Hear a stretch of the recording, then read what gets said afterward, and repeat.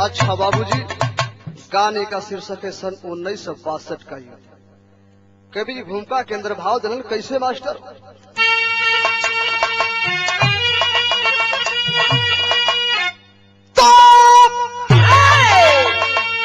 तो बुलंद भारत से अघोषित रहेगा सदा, जिसके कर करे में क्रांति भरी भावना, विश्व भी जानता केसरी लगो और भीख जो कभी ना जानता भागना। अखंड इतिहास जिसका गवाही करे और झुक न सकता हिमाला शिखर हिंदा, और का छक्का छुड़ा देंगे हम आज भी जिसके सीने में 16 सदा बंद है।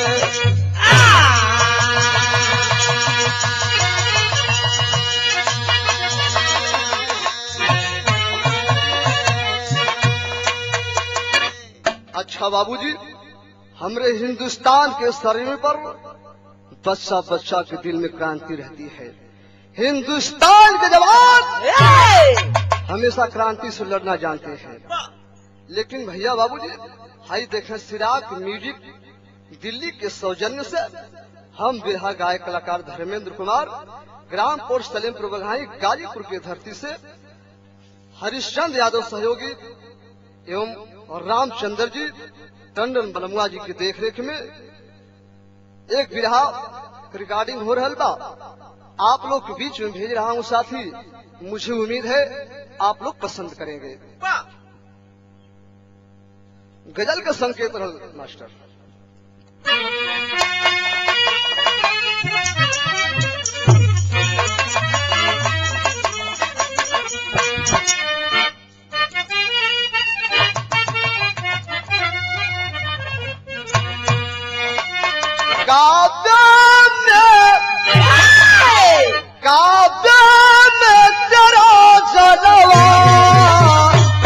काशी में नजारा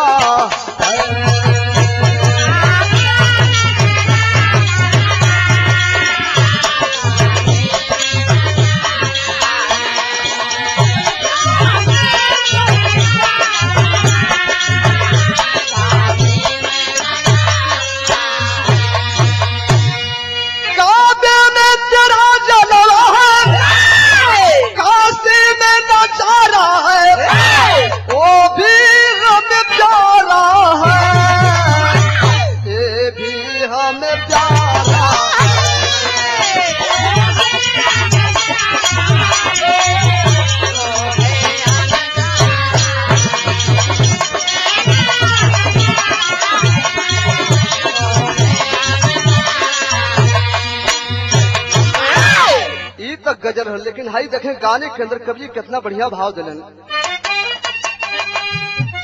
लहू मांग रही धरती, लहू मांग रही धरती, किसी दिन की मुहूर्त है।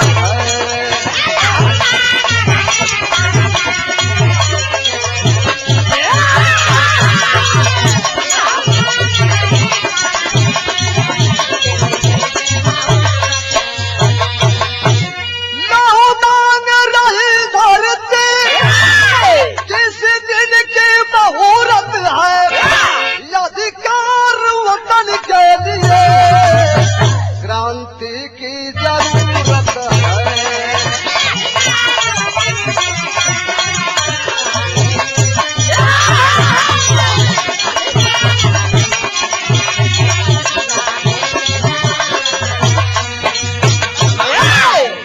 ये हमारे हिंदुस्तान के जवानों के लिए कहना रहा। लेकिन देखें यही जैसे हमारे विधा के स्टोरी का शुरुआत हो मास्टर।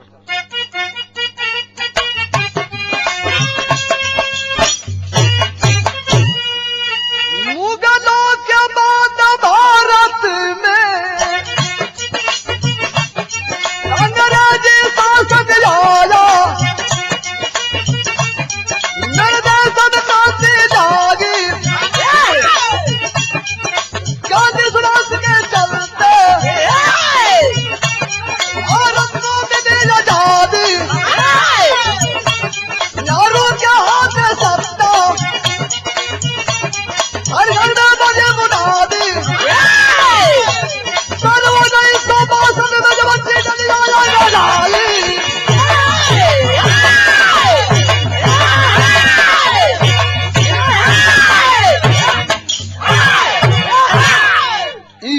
100। भैया बाबूजी बात को समझ ले, कहानी कहाँ से लिहल गई। हमारे हिंदुस्तान के शरीर पर मुगल साम्राज्य है, इसके बाद हिंदुस्तान के शरीर पर अंग्रेजी शासन कल आया है। हमारे हिंदुस्तान के शरीर पर भगत सुभाष चंद्रशेखर जैसन जवान फांसी पर झूल करके गोली खा करके इस हिंदुस्तान को आजाद और मुक्त करोगे ये बाबू। लेकिन देखें सन 1962 में, अरे सन 1962 में जब चीन लिया गया कमजोर जान के भारत पर किया चढ़ाई, ये बाबू हिंदुस्तान के शरीर पर सन 1962 में चीन चढ़ाई कर देने बाबू। आज जब चढ़ाई कर से बाबू तो बिरहा में तर्ज बदल गई।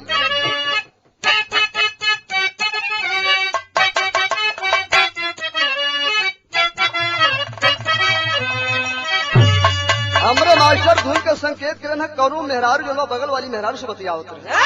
हाँ कहा बतिया होते भैया। सासु मारे तानावा आई नदिया मारे तानावा रे तानावा हई हो मारे ना कि तानावा हई हो मारे ना काबरे आगे के बेटा ना रे तानावा हई हो मारे ना।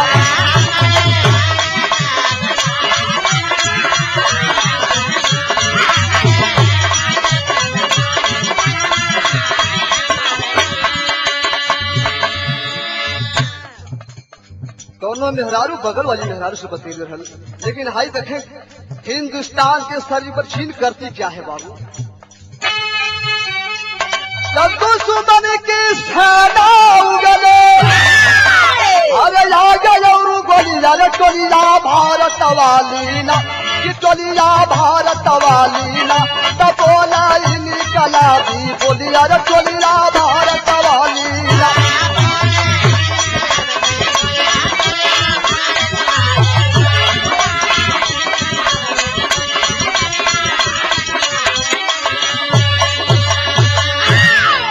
भैया जो ने समय हमारे हिंदुस्तान के शरीर पर चीन चढ़ाई के लिए बाद हमारे हिंदुस्तान के जवान इनकलाब जिंदाबाद का नारा लगाते हमारे हिंदुस्तान के जवान आगे बढ़त हुए। कैसे मास्टर। सीमावा सरहदवा पर जर लागल होलिया हंसी हंसी वीर खाले सीनावा में गोलिया।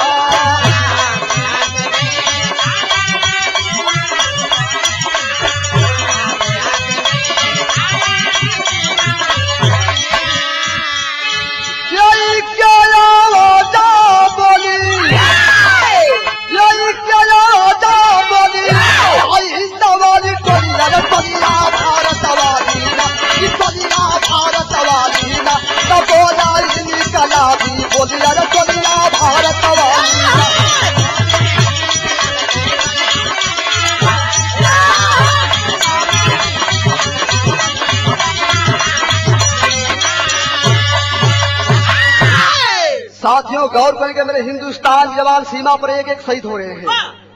देखें उसी लड़ाई के दौरान ये समझ सिंह लड़ाई करते हुए जवान के प्यास लगी है, पानी के तलाश में कुछ दूर चल गई।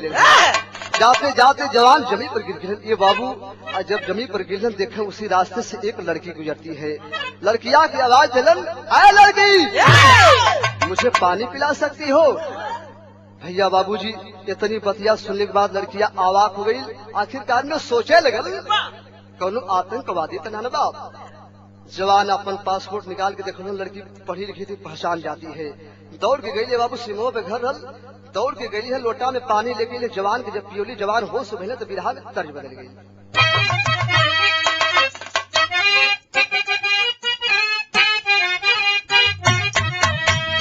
बड़ी बढ़िया हमारे मास्टर धुन का संकेत कैलन है। स्वर्गीय गुरु रामदेव जी अपने जवानी के आलम में बड़ा बढ़िया के गावत हमने कैसे मास्टर। हमारी पाया जब राजा ही राजा राजा हमारी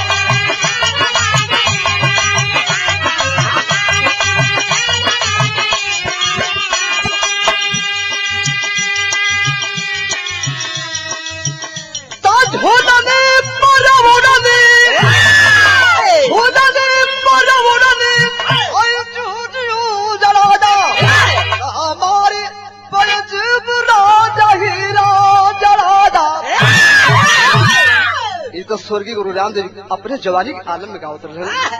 लेकिन हाई तक है गनमा के अंदर कवि जी कितना बढ़िया भाव दे लन। वही जवानी बेदीना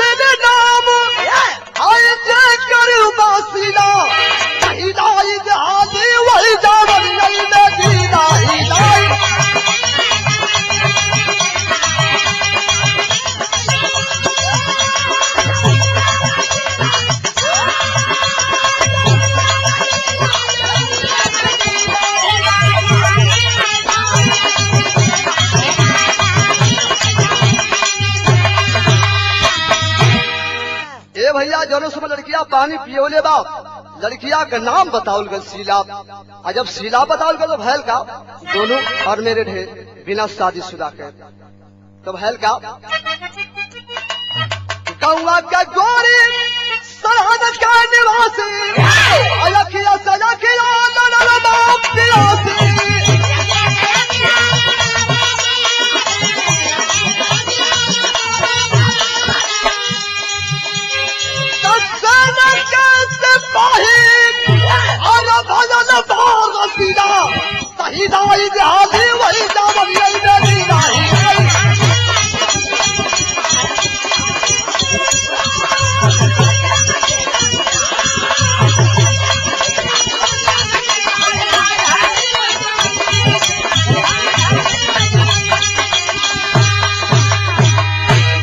गौर करेंगे साथी, दोनों हिंदुस्तानी ही रहलन, दोनों में प्रेम हो गल, कहानी आगे बढ़ गल। जवान सीमा पर ड्यूटी बड़े तैनाती से करत हुन। कैसे करत हो मास्टर? विधा में तर्ज बदल गई।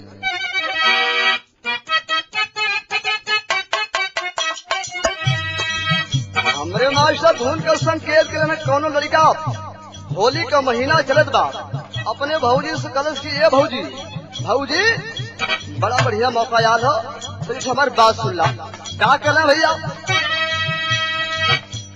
बाबूजी बनारस गया भाई या सऊदिया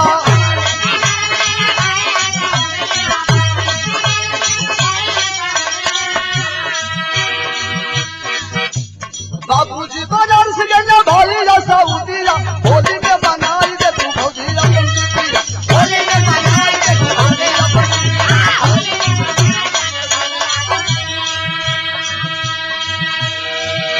ए भैया लड़का कलश की भौजी बड़ा बढ़िया काम बनी। लेकिन हाई देखें गनवा के अंदर कवि जी कितना बढ़िया भाव दे ले।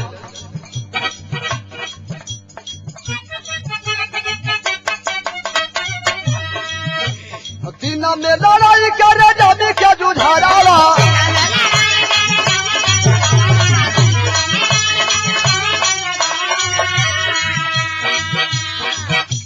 दीना में लड़ाई करे जाबी क्या जुझारावा रतिया में सीधा के निहारे लगा जावा रतिया में सीधा के निहारे लगा जावा।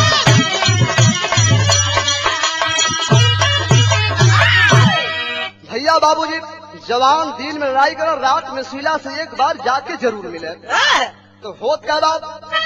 धीरे धीरे प्यार में भइला बर्बादी धीरे धीरे प्यार में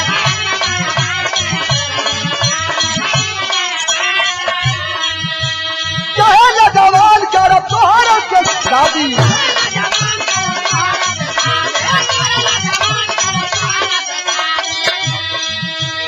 और कहलन का जीत के लड़ाई जया जैबा मोघरावा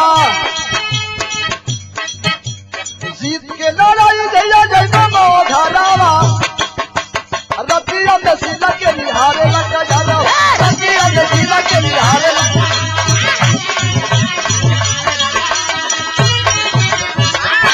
ए भैया दोनों जी ने मन की कसम खाते हैं एक दूसरे से अलग होकर ना चाहते हुए। जवान कहलाए सीधा जिस दिन में लड़ाई जीत जाऊंगा तुम्हारे मांग में सिंदूर सजा करके अपनी दुल्हन बना करके तुम्हें घर लेकर चलूंगा। यह जवान सपना सजाओ सुनिए बाबू, लेकिन उसमें दुश्मन की सेना करती क्या है, बिरहा में तर्ज बदल गई।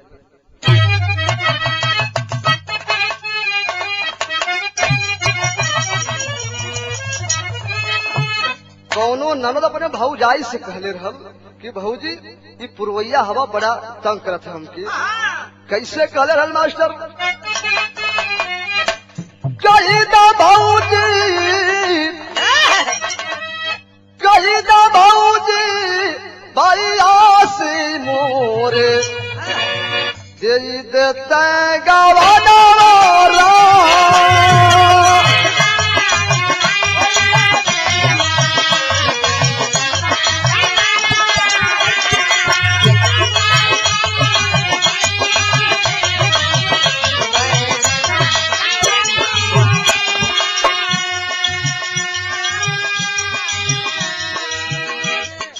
कहिदा भाऊजी भैया से मोरे आज देते गवाना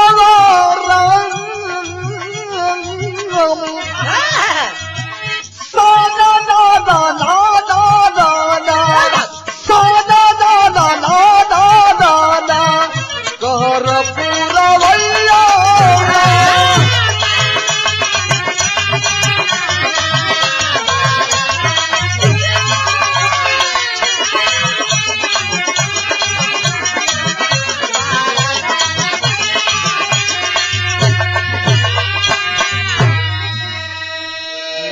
गरमा के अंदर कवि जी कितना बढ़िया भाव देलन।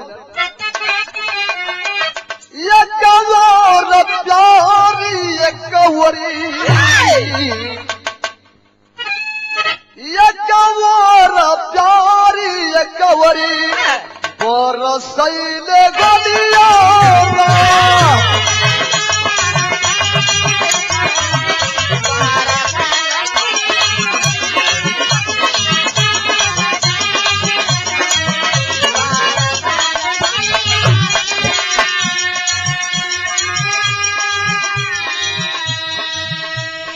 कवर प्यारी कवरी बरसैले गोलिया। क्यों नागी बुझाओई, क्यों नागी बुझाओई दोनों के पहलिया।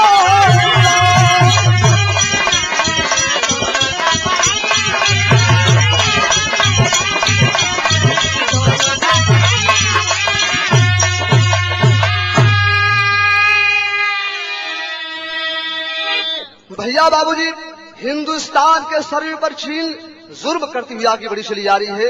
एक तरफ प्यार बाप, एक तरफ हिंदुस्तान का मान सम्मान बाप। शीला शेरगी कहती है दुश्मन का सेना करत था उसमें चीन वाली सेना के दिन आबी होई जाई।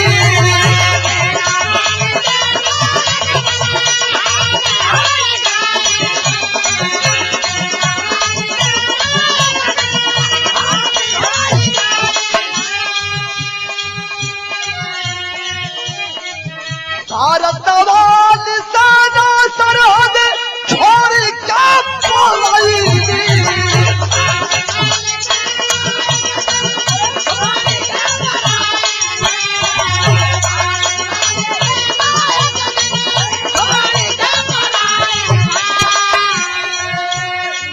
अरे प्यार नहीं बिदीनी दोनों रहल आवा चलिया।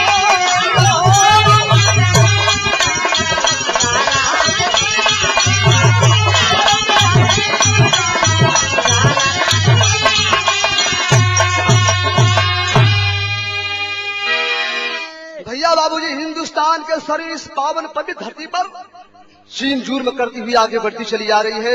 हिंदुस्तान के जवान मैदान छोड़ के भाग के ले लिए बाबू।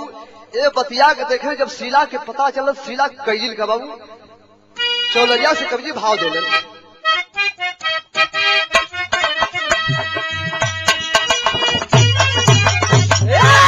अरे मेरा रामा यार हो मेरा रामा,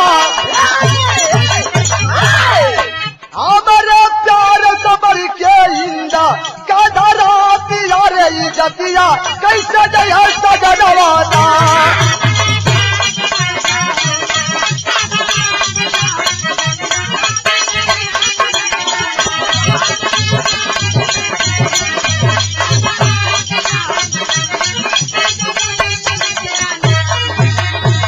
शीला शेरनी कहती है स्वामी हमरे प्यार से बन के हिंदुस्तान का मान सम्मान बाप। शीला करती क्या है बाबू? कायर कहलताई बिरताई और हाथला बंदूक उठ आई और दुश्मन जमावई लगल न भारत कहीं बात यारे गतिया कैसे गया सजनवाना।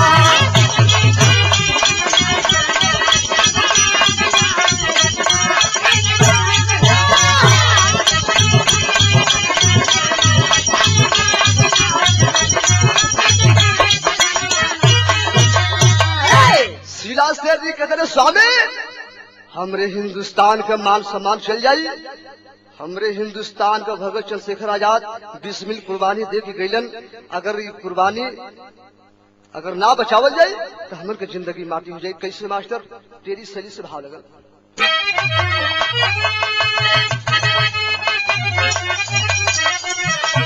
और हमारा नाम कुर्बानी बिरबा माटी जिंदगी सरी ललकार कहीं फिर तो बजंग जवानी। कुर्बानी बिनबा माटी जिंदगी सरी ललकार कहीं बिरथब जंग जवानी। लेकिन शीला शेरनी करती क्या है बाबू? पहपट से भाव लगा।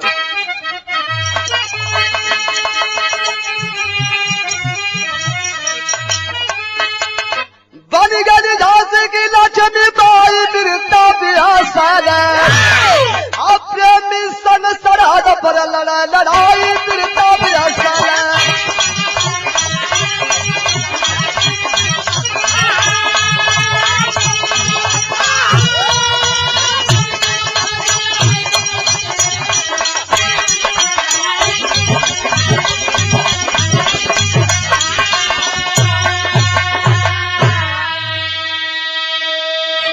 भैया बाबू जी शीला शेरनी जैसे झांसी की लक्ष्मीबाई मुंह में लगाम लेके हाथों में तलवार लेके लड़ाई के लिए बाबू, उसी तरह शीला शेरनी हिंदुस्तान की तरफ से चीन के खिलाफ लड़ाई के लिए बाबू। तब हेलगा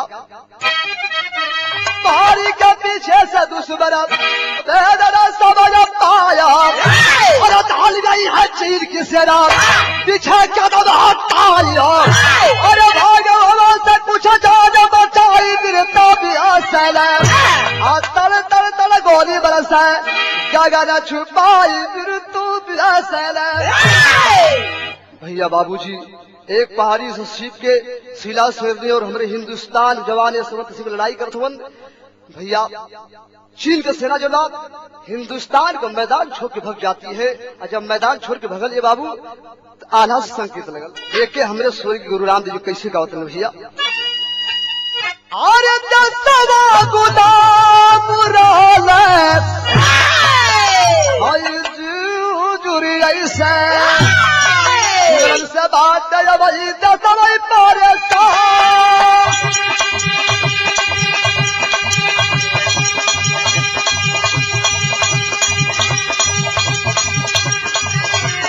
कहीं जवान कहीं बार बिजलिया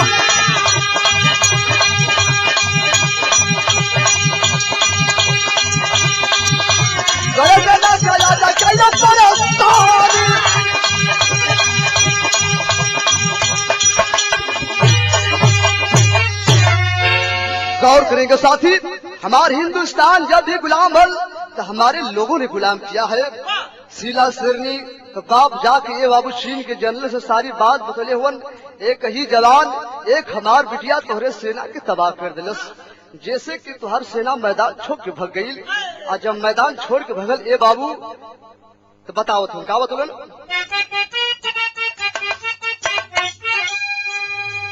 कायर जैसा चीन छोड़ा भागा माया दादा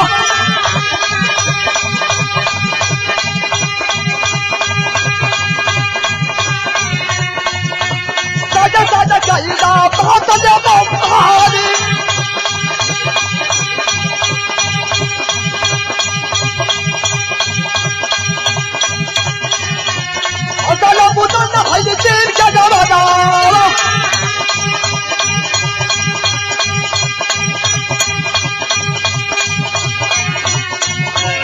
औसला बुदन भाई चीन का जमाना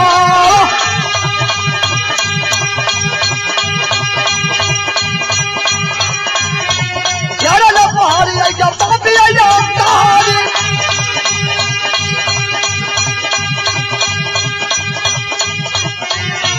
गोलियां से गोजा लगा धाते या तो दादा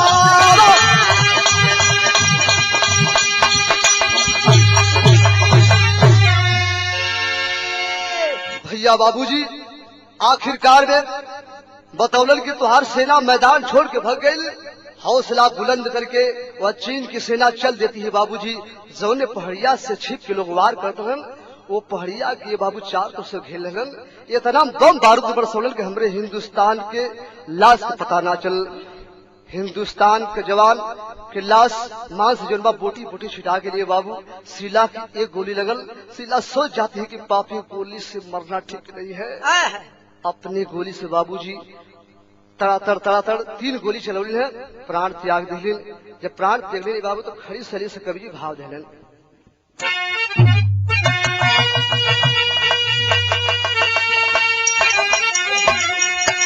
और तब होना नहीं बिरा का बिरा ताई बिरावा तो चाहवा दया पर चलावा गवाई हिला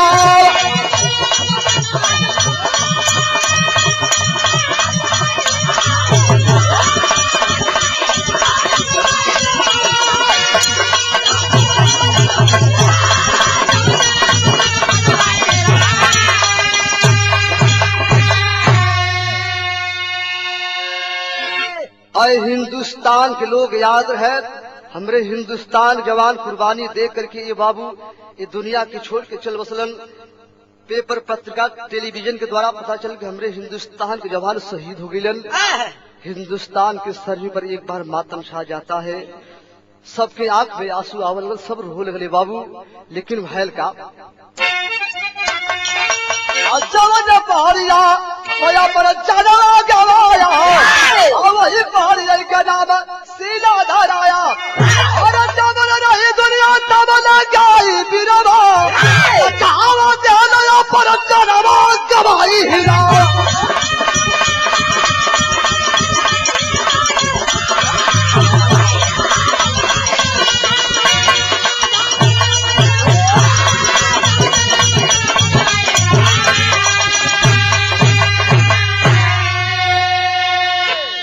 आए हिंदुस्तान के लोग याद रहे जौने पहाड़ी पर अपन जान गोलन ये बाबू प्रेमी प्रेमिका का मजार बनावल गल वो पहाड़िया का नाम शीला रखल गल वहाँ मिलिट्री जवानों की ड्यूटी लगावल गई है रात में शीला और यशवंत सिंह ड्यूटी करल है बाबू सुबह होते न पता कहाँ चल जलन यही केहू न जान पावला विवाह का अंतिम प्रमाण रहल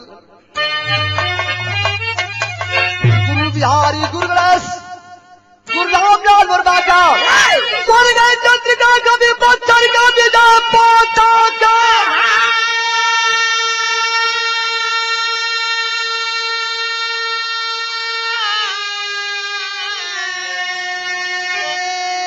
या बाबू कुर्बानी दिल बाबा की जिंदगी घर में अंदर राम बदन का